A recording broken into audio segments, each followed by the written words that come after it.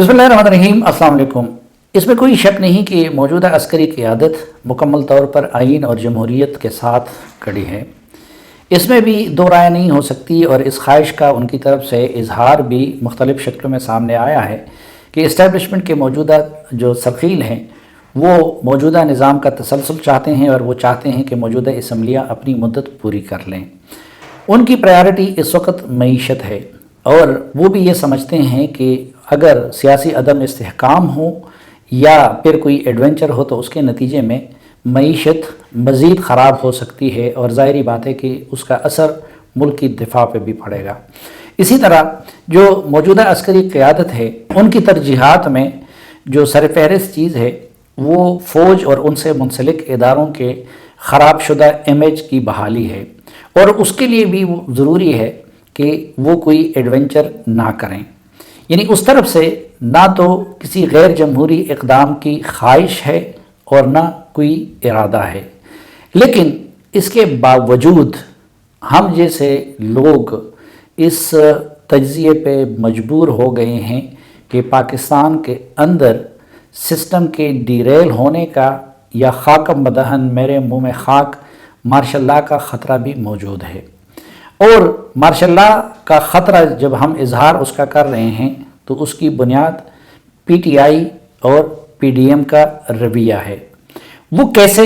ये आज रोज़नामा जंग में शाया होने वाले अपने कालम में मैंने वाज़े करने की कोशिश की है। मैंने अर्ज़ किया है कि रोज़ अव्वल से हम जैसे चंद आजिज़ दुहाई दिया करते थे कि पीटीआई बनाई भी इस्टेब्लिशमेंट ने और उसे इक़्तिदार दिलवाई भी इस्टेब्लिशमेंट ने, लेकिन हमारी इस दुहाई पर कोई काम धरने को तैयार तो क्या होता, उल्टा हमें इस हकीकत के इजहार की ज़रूरत की बदतरीन और हम पहलू सज़ाएँ मिलती रहीं। ताहम अब तो कोई बात खुफिया नहीं रही। अलीम खान और ओम चौधरी से लेकर इमरान खान के ताज़ा सिपाही चौधरी परवेज़ इलाही तक और इमरान खान के 22 साल जद्दोजहद के किस्से बयान करने वाले अखबार नवीसों या तज्ज़िया निगारों से लेकर उनकी खातिर गद्दारी के फतवे बांटने वाले एंकर्स और यूट्यूबर्स तक सब इकरार करने लगे हैं कि इमरान खान को इक़्तिदार इस्टेब्लिशमेंट और बिलखसूस general Qamar Javed Bajwa, lieutenant general retired फैज़ हमीद और लेफ्टिनेंट जनरल आसिफ गफूर ने दिलवाई। ख़ुद जनरल कमर जावेद बाजवा एतराफ़ कर चुके हैं कि इमरान खान को इक़्तिदार दिलवाने में उनका हाथ था, जबकि ख़ुद इमरान खान साहब तस्लीम कर रहे हैं कि उनकी हुकूमत और पार्लियामेंट जनरल बाजवा या बाल्फाज़ दीगर जनरल फैज़ हमीद और जनरल आसिफ गफूर वगैरह चलाते रहें। ये बात भी अब कोई राज नहीं रही कि अमरीकी साजिश का इमरान खान का बयानिया सरासर झूठ था और अपने रवैये से इमरान खान ने यह साबित कर दिखाया कि अगर उन्हें इक़्तिदार दोबारा नहीं दिया जाता तो वो न मुल्क की परवाह करेंगे और न किसी इदारे की। हर कोई जानता है कि जनरल कमर जावेद बाजवा ना होते और वो ना चाहते तो इमरान खान कभी भी वज़ीर आज़म नहीं बन सकते थे, और फिर अगर जनरल बाजवा ना बचाते तो इमरान खान चंद रोज़ से ज़्यादा हुक्मरान नहीं रह सकते थे। जबकि इस बात को भी कोई नहीं जुटला सकता कि अगर जनरल बाजवा हस्ब साबिक सरपरस्ती जारी रखते तो इमरान खान की हुकूमत कभी ख़त्म नहीं हो सकती थी। लेकिन एक स्टेज पर जब जनरल बाजवा ने महसूस किया कि उनके इदारे का इमेज नाकाबिल बर्दाश्त हद तक तबाह और मईशत दिवालिया होने जा रही है तो उन्होंने वो सिलसिला न्यूट्रल बनकर ख़त्म कर दिया और यूँ इमरान खान की हुकूमत धड़ाम से गिर गई।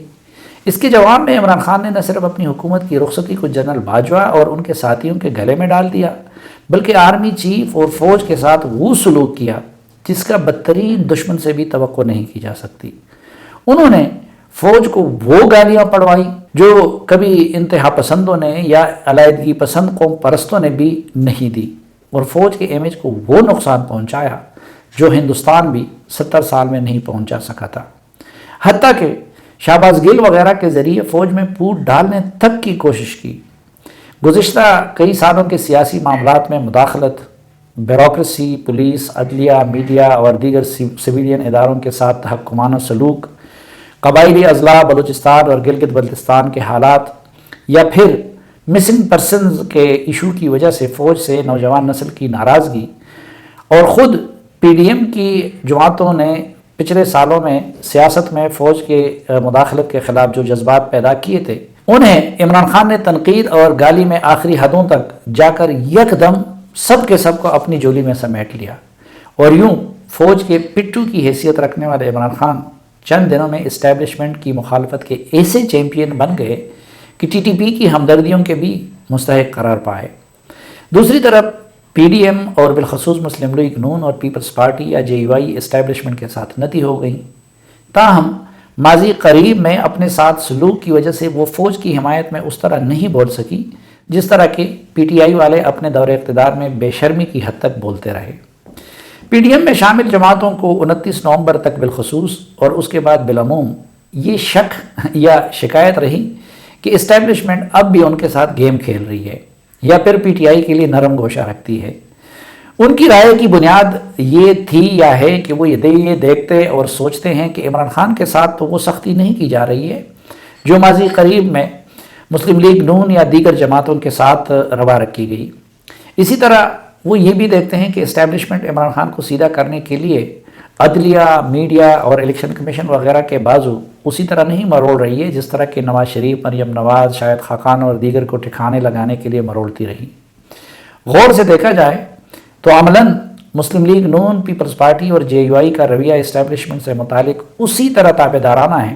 جس طرح کہ پی ٹی آئی کا تھا،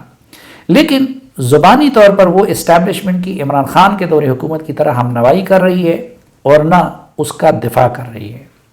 دوسری طرف اسٹیبلشمنٹ کے سرخیل اگرچہ دل و جان سے عمران خان سے نالاں اور پی ڈی ایم کی حکومت کے متمنی ہیں، لیکن وہ پی ڈی ایم حکومت کی کارکردگی سے بھی پوری طرح مطمئن نہیں ہیں۔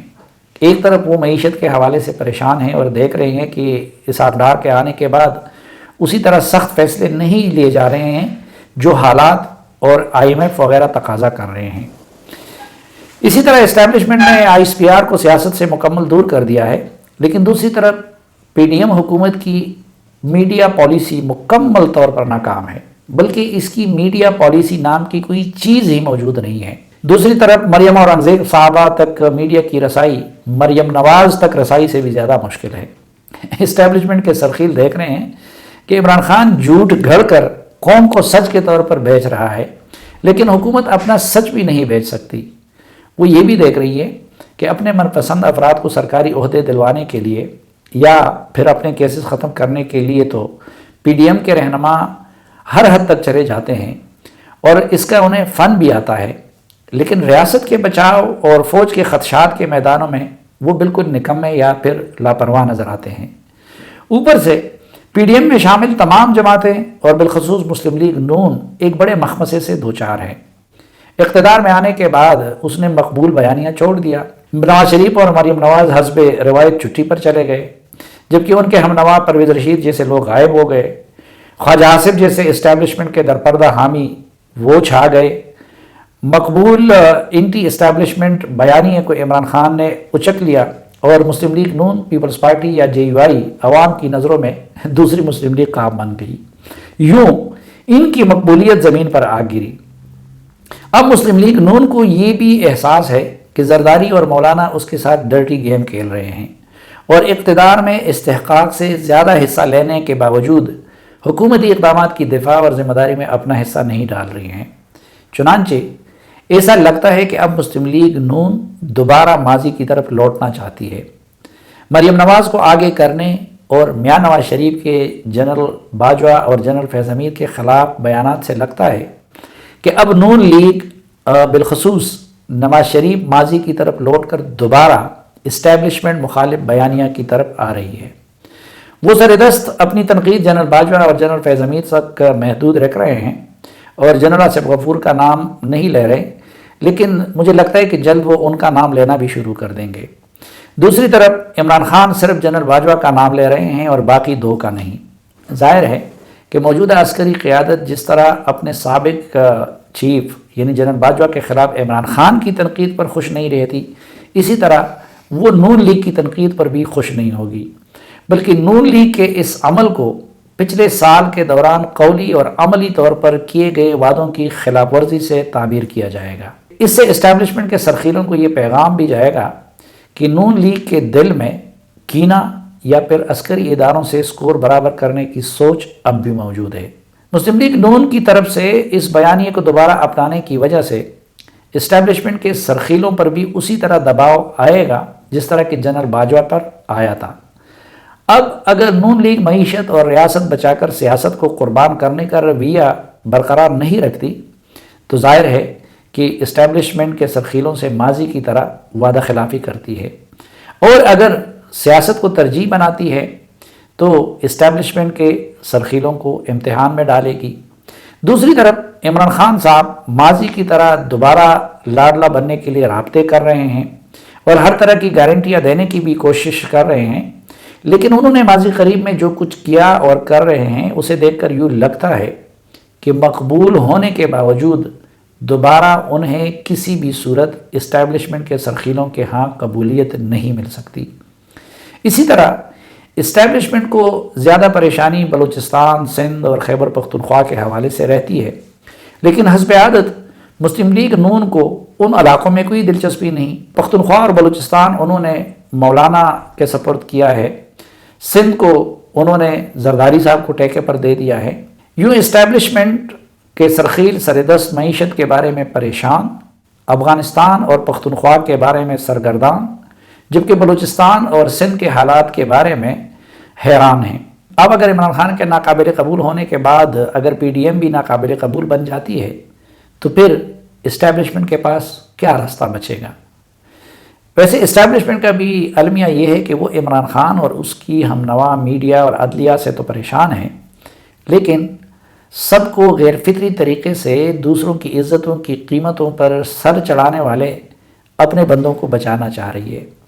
اس سے بخوبی اندازہ لگایا جا سکتا ہے کہ ہم کس کنفیوژن کے شکار ہیں، ہم کس طرف جا رہے ہیں اور اس کا انجام کیا ہوگا۔